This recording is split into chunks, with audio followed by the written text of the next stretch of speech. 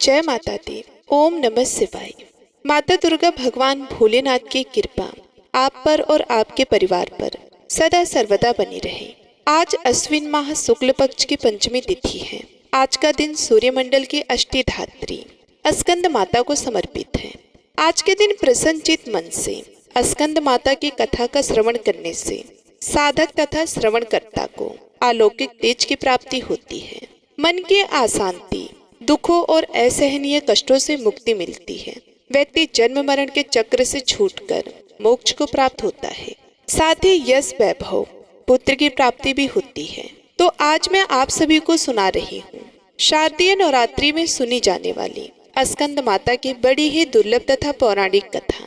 तो आप सभी भक्तगण बड़ी श्रद्धा तथा प्रसन्नचित मन से पूरा सुनिए। आइए अब कथा का रसपान करते हैं। एक बार प्रेम से बोली स्कंद माता की जय, दुर्गा माता की जय। जब राजा दक्ष के यज्ञ में माता सती अग्निकुंड में कूदकर भस्म हो गई, तब शिव जी विलाप करते हुए गहरी तपस्या में लीन हो गए। इससे सृष्टि शक्तिहीन हो गई। असुरों ने इस मौके का लाभ उठाया। पौराणिक कथाओं में वर्णित है कि एक असुर जिसका नाम तारकासुर था, उसने अपनी कठोर तपस्या से ब्रह्मा जी को प्रसन्न कर अमर होने का वरदान मांगा। तब ब्रह्मा जी ने कहा कि हे तारकासुर, इस धरती पर जिसका जन्म हुआ है उसका मरना निश्चित है। कोई भी अमर नहीं हो सकता। तुम कोई और वरदान मांगो। प्रिय भक्तों, यह सुनकर तारकासुर बहुत दुखी हुआ। कुछ देर सोचने के बाद तारकासुर कुटिल मुस्कान के साथ कहा कि हे भगवान, मुझे यह वरदान दीजिए कि मेरी मृत्यु भगवान शिव के पुत्र के हाथों हो। ब्रह्मा जी ने कहा कि तथास्तु, और वहां से अंतर ध्यान हो गए। तारकासुर ने यह सोच लिया था कि भगवान शिव तो माता सती के वियोग में अनादिकाल तक तपस्या में लीन रहेंगे और माता सती का स्थान शंकर भगवान किसी और को नहीं देंगे, अतः वो तो अब विवाह करेंगे ही नहीं। और इसकी मृत्यु जो कि शंकर भगवान के पुत्र के हाथों होनी है, बिना शिव जी के विवाह किए उनका पुत्र लेना भी असंभव है। अब देखिए, इस प्रकार से तारकासुर स्वयं को अमर ही समझ बैठा था। वे बहुत ही शक्तिशाली और क्रूर हो गया था। यह वरदान मिलने के बाद उसने देवताओं पर अत्याचार करना शुरू कर दिया। देवतागण बहुत ही परेशान हो गए और उन्होंने ब्रह्मा जी से मदद मांगी। ब्रह्मा जी ने कहा कि हे देवतागण, तारकासुर का अंत शिव जी का पुत्र ही कर सकता है, क्योंकि तारकासुर ने मुझसे वरदान लिया था कि मेरी मृत्यु भगवान शिव के पुत्र के हाथों ही हो। भक्तों, यह सुनकर इंद्र और समस्त देवतागण भगवान शिव के पास पहुँचे।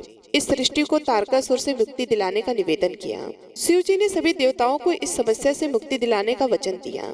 तब भगवान शिव जी पार्वती की अपने प्रति अनुराग की परीक्षा लेते हैं और माता पार्वती की तपस्या से प्रसन्न होकर उनसे विवाह करते हैं। विवाह के बाद शिव पार्वती के पुत्र स्कंद, जिन्हें हम कार्तिकेय कहते हैं, उनका जन्म हुआ। कार्तिकेय बाल अवस्था से ही बहुत वीर और शक्तिशाली थे, किंतु माता पार्वती ने स्कंद माता का रूप धारण किया और कार्तिकेय को अपना पुत्र बनाया और उन्हें अस्त्र शस्त्र की शिक्षा दी, उन्हें अपना समस्त शक्ति प्रदान किया। अब देखिए, कार्तिकेय बाल अवस्था से ही बहुत वीर और शक्तिशाली थे। उन्होंने दुष्ट असुरों का संहार शुरू कर दिया।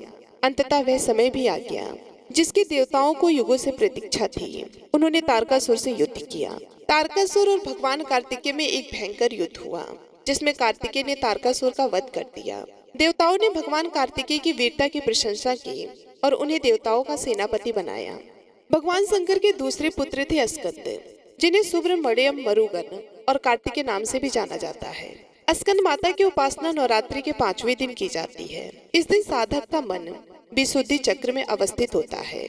उसके विग्रह से भगवान स्कंद बालक के रूप में इनकी गोद में बैठे होते हैं। स्कंद माता की 4 भुजाएं हैं, जिसमें दाहिनी तरफ की ऊपर वाली भुजा से 6 शीशों वाले भगवान स्कंद को गोद में पकड़े हुए हैं और दाहिनी तरफ की नीचे वाली भुजा जो कि ऊपर की ओर उठी है, उसमें कमल का फूल है। बाईं तरफ की ऊपर वाली भुजा पर आशीर्वाद मुद्रा में है और नीचे वाली भुजा में कमल का फूल है।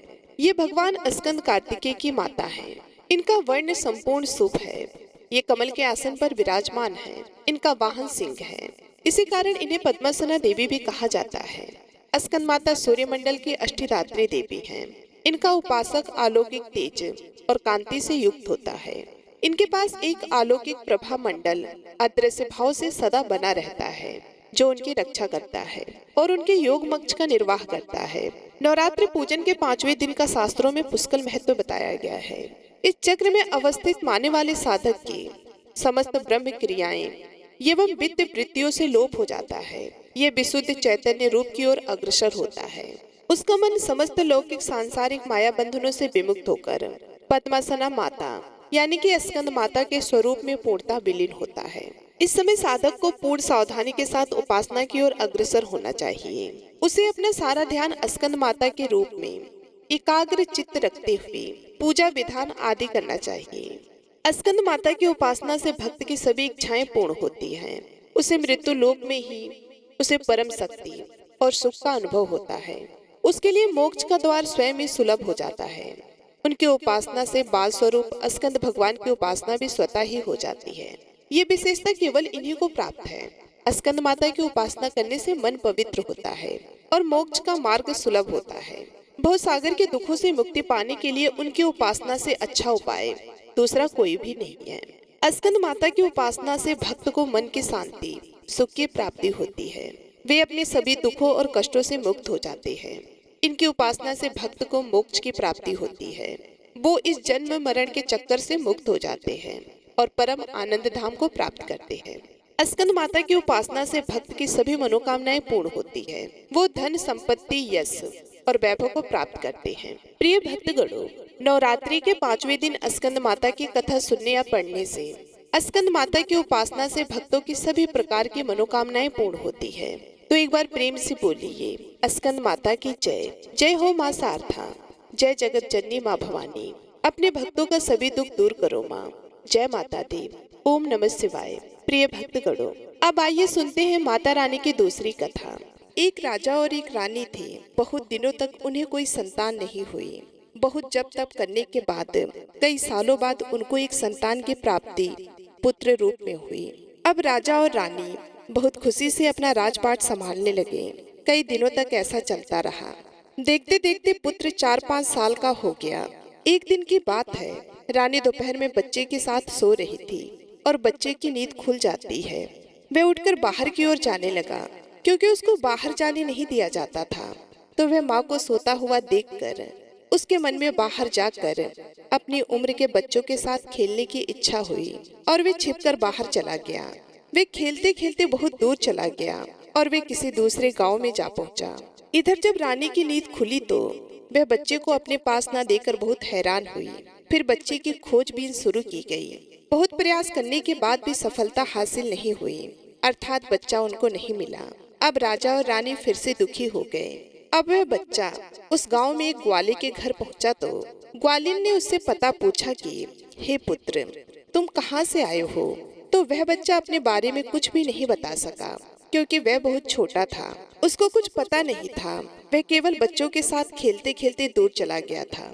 तो वह ग्वाला ने कहा कि जब यह बच्चा अपना नाम नहीं बता पा रहा है तो इसको अपने पास रख लो। जैसे तुम्हारे 2 बच्चे हैं वैसे ही ये तीसरा रहेगा। अब इधर वह बालक ग्वाले के बच्चों के साथ घुल मिलकर खेलने लगा और कुछ दिन बीत भी गए। एक दिन ग्वाला की नजर उस बच्चे के हाथ पर पड़ी तो वह देखा कि उसके हाथ में किसी का नाम लिखा हुआ है। तो वह बच्चे से पूछा कि पुत्र, ये किसका नाम लिखा है? तो उस बच्चे ने कहा कि यह हमारे पिताजी का नाम लिखा है। तो ग्वाले ने कहा कि हम आपके पिताजी का नाम ढूंढते हुए घर पर चलेंगे। अब देखिए, इधर जब राजा शिकार पर निकल जाता है तो रानी रोज अपने बच्चे को इधर उधर ढूंढती है, क्योंकि माँ का हृदय था। वे दिन भर तड़पती थी अपने बच्चे की याद में। इधर उधर बाग बगीचे में देखती कि कहीं मेरे बच्चे का कोई संदेशा आ जाए। रानी यही सोचती है कि इतने दिन बाद एक संतान हुई थी तो मैंने अपनी लापरवाही से वह भी अपने हाथ से गवा दिया। प्रिय भक्तों, अब रानी एकदम निराश होकर एक गांव में पहुंची तो वहां पर उसने देखा कि कुछ औरतें मिलकर देवी माता की पूजा कर रही थी। तो रानी भी वहां जाकर बैठकर पूरी पूजा देखती है और पूजा के दौरान माता रानी की कथा को बहुत मन लगाकर सुनती है। पूजा खत्म हो जाने के बाद सारी सुहागिनी रानी को प्रसाद देती हैं। तब रानी ने पूछा, बहन आप किसकी पूजा कर रही हैं? हमको भी बताइए। तब सभी सुहागिनों ने कहा कि हम माँ भवानी, माँ दुर्गा की पूजा कर रहे हैं। माता बहुत ही दयालु हैं। यह अपने भक्तों के संकट को क्षण मात्र में ही दूर कर देती हैं। बस ध्यान करने वाली बात है कि तब तक आपकी मनोकामनाएं तुरंत पूरी हो जाती हैं। जब आपकी मनोकामनाएं पूरी हो जाए तो आप तुरंत माँ देवी की पूजा करिए। आप जो मन्नत मांगती हैं उसे पूरा करिएगा। मनोकामना पूर्ण होने के बाद माता रानी की पूजा तुरंत ही कर लेना चाहिए, उनको टालना नहीं चाहिए। तो रानी ने अपने मन में सोचा कि अगर माँ भवानी माँ दुर्गा ने हमारा बच्चा सकुशल वापस हमारे पास पहुँचाया तो हम भी इसी तरह से सभी सुहागिनों के साथ माता रानी की पूजा करेंगे। उधर रानी का यह मन्नत मानना हुआ कि उधर ग्वाला बच्चे को लेकर उसके पिता की तलाश में निकल पड़ा।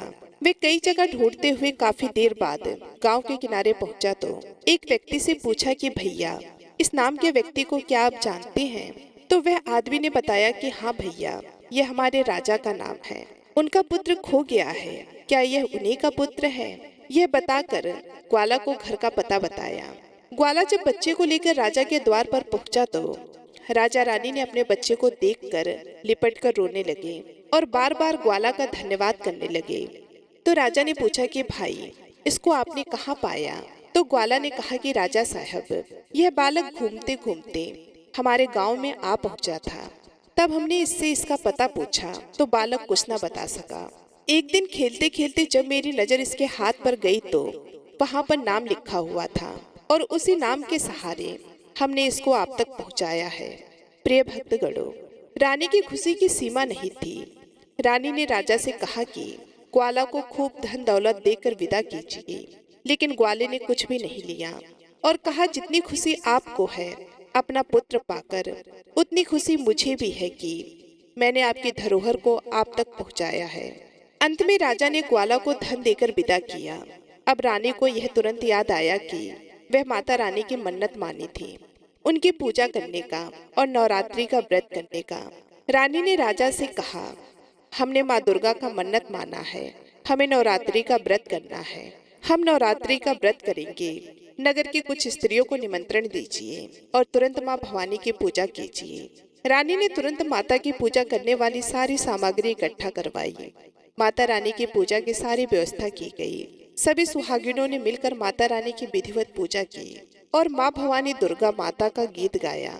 जिन सुहागिनों को माता रानी की कथा आ रही थी उन्होंने माता रानी की कथा सुनाई और फिर अंत में सभी सुहागिनों ने मिलकर माता रानी की आरती की और उनसे प्रार्थना की कि हे माँ, जिस तरह आपने हमारे संकट को दूर किया है, ऐसे ही जो आपको याद करे आप उनके भी संकट को तुरंत दूर करना।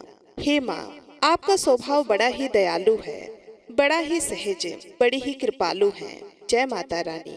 हे माँ भवानी, जिस प्रकार आपने रानी के बच्चे को वापस किया, उसकी गोद भरी, उसके जीवन में खुशियाँ लौटाई, उसी प्रकार सभी माताओं की गोद को हरा भरा रखना, सभी के घर में सुख समृद्धि लाना। जय माँ दुर्गा। ओम नमः शिवाय। अब सुनिए श्री दुर्गा चालीसा पाठ।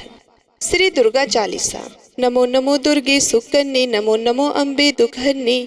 निराकार है ज्योति तुम्हारी, तेहु लोक फैली उजियारी। शशि ललाट मुख महाविशाला, नेत्र लाल भ्रकटी विकराला। रूप माति को अधिक सुहावे, दर्शन कृत जन अति सुख पावे। तुम संसार शक्ति लेकी ना, पालन है तो अन्न धन दीना। अन्नपूर्ण हुई जगपाला, तुम ही आदि सुंदरी बाला। परले का सब नासनहारी, तुम गौरी शिव शंकर प्यारी। सुयोगी तुम्हरो गुण गावे, ब्रह्मा विष्णु तुम्हें निधाम। रूप सरस्वती को तुम धारा, दे दे सुबुद्धि ऋषमुनि उबारा। धर रूप नरसिंह को अम्बा, प्रगट वही फाड़ कर खम्बा।